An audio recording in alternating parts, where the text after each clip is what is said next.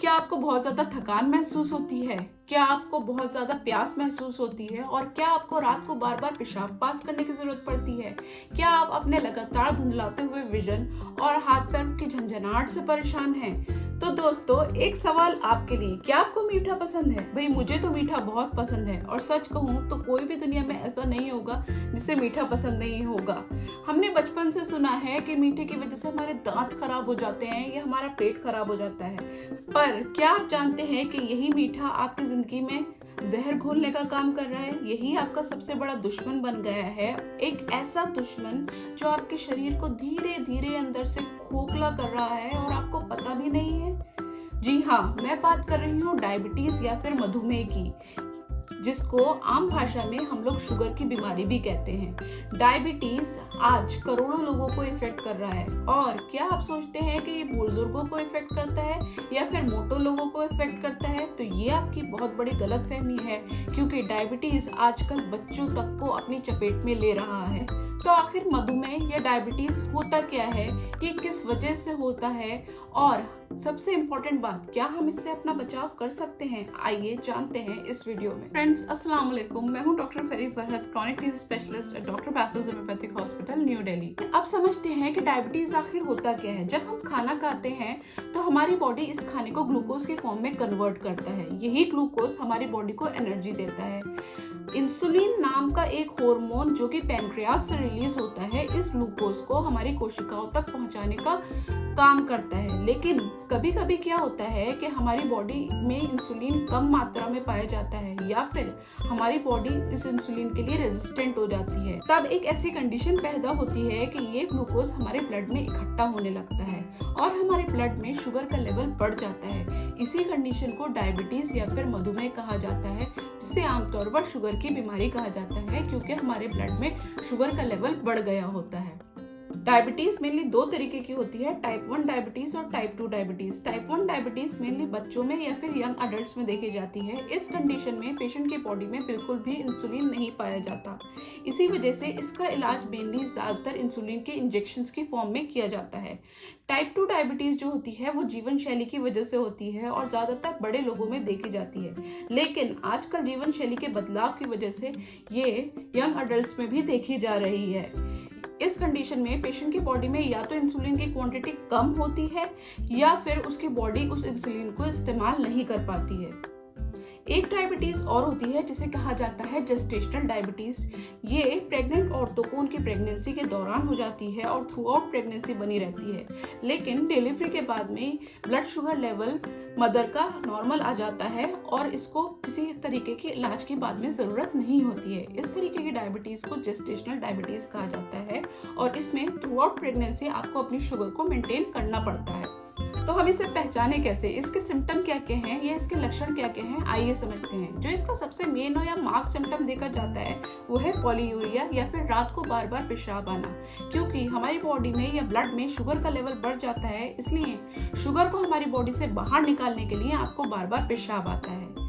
दूसरा जो सिम्टम होता है वो है पॉलीडिप्सिया या फिर बहुत ज्यादा प्यास लगना, क्योंकि बार बार पेशाब आता है, इस वजह से आपकी बॉडी में डिहाइड्रेशन हो जाता है, जिसकी वजह से आपको बार बार प्यास महसूस होती है। तीसरा जो मेन सिम्टम देखा जाता है वो है पॉलीफेजिया या फिर बार बार भूख लगना, क्योंकि आपकी कोशिकाओं तक ग्लूकोज नहीं पहुंच पाता, इस वजह से आपको बहुत ज्यादा भूख लगती है। ग्लूकोज ब्लड में ही जमा हो रहा होता है, कोशिकाओं तक नहीं पहुंच पाता। चौथा, वेट लॉस होना।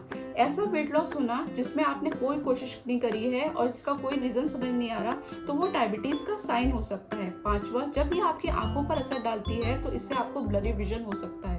छठा, जब ये आपकी नसों को अफेक्ट करती है तो उससे आपकी नसों में झंझनाहट महसूस हो सकती है या फिर सुन्नी आ सकती है। सातवां, क्योंकि आपके ब्लड में शुगर का लेवल बढ़ा हुआ होता है, इसलिए जो आपके जख्म होते हैं वो बहुत धीरे धीरे सही होते हैं और आपके वुंड्स को हील होने में बहुत ज्यादा टाइम लगता है। तो आप जानते हैं कि डायबिटीज होती किस वजह से है। Number 1, genetic causes. अगर आपकी फैमिली में किसी को पहले डायबिटीज रही है या आपके पेरेंट्स को डायबिटीज हुई है तो आपको भी डायबिटीज होने के चांसेस रहते हैं। Number 2, unhealthy lifestyle. आज की दौड़ धूप भरी जिंदगी में अगर आप अपनी लाइफ को अच्छे से मेंटेन नहीं कर पा रहे हैं, अच्छा आहार नहीं ले रहे हैं, और अगर आप मीठा के सेवन ज्यादा कर रहे हैं, प्रोसेस फूड ज्यादा खा रहे हैं या फिर जंक फूड ज्यादा खा रहे हैं, तो आपको डायबिटीज होने के चांसेस हो सकते हैं।